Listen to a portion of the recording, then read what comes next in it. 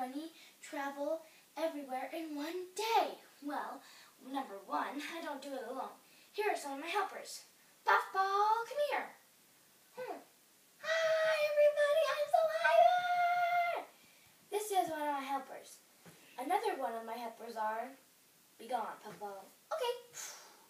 Another one of my helpers are this really, really cute tiger. Hi! Okay, and one more helper. Where are you, elephant? Hi, everybody. I like peanuts. Be gone. As you can see, those are my helpers, because I can't do it alone. I'm not Santa Claus. Have you heard of reindeers? Yeah. They're kind of like my reindeers. Now, people are asking me, why are you so fat? Well, I can tell you. You know, when you go to the candy section and you just want to get every single thing because they're all so good, except for if you're allergic or something. But we're not going to talk about that. They're so good. And so sometimes I just have to hog all the candy down.